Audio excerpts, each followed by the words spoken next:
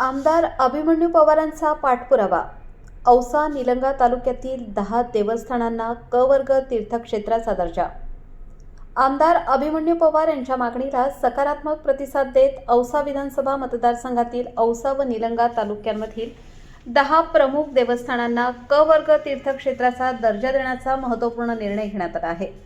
लातूरचे पालकमंत्री शिवेंद्रसिंहराजे भोसले यांच्या अध्यक्षतेखाली झालेल्या जिल्हा नियोजन समितीच्या बैठकीत या प्रस्तावाला मान्यता देण्यात आली. या निर्णयामुळे अनेक वर्षांपासून विकासाच्या प्रतीक्षेत असलेल्या संबंधित देवस्थानांना आता शासकीय स्तरावर विकासाची संधी उपलब्ध होणार आहे.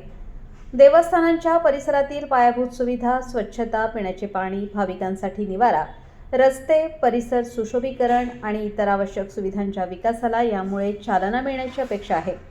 परिणामी भाविकांची गैरसोय कमी होण्याबरोबरच या धार्मिक स्थळांकडे येणाऱ्या भाविकांची संख्या वाढण्यास आणि स्थानिक धार्मिक पर्यटनाला चालना मिळण्यास मदत होणार आहे.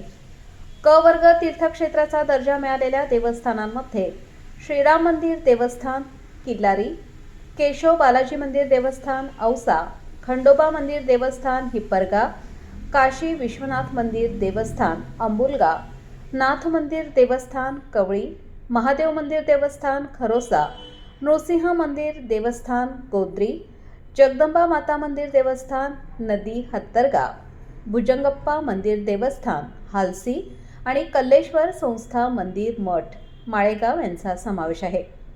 या निर्णयाचे महत्त्व केवळ धार्मिक विकासापुरते मर्यादित नसून ग्रामीण भागातील धार्मिक पर्यटन, स्थानिक रोजगार आणि आर्थिक उलाढालीला चालना देण्याच्या दृष्टीनेही मोठे आहे. देवस्थान परिसरात भाविकांसाठी सुविधा निर्माण झाल्यास स्थानिक दुकानदार, व्यावसायिक, वाहतूकदार तसेच विविध सेवा देणाऱ्या घटकांना त्याचा थेट लाभ मिळू शकतो. तसेच या देवस्थानांचे ऐतिहासिक व धार्मिक महत्त्व अधिक व्यापक स्तरावर पोहोचण्यास मदत होणार आहे.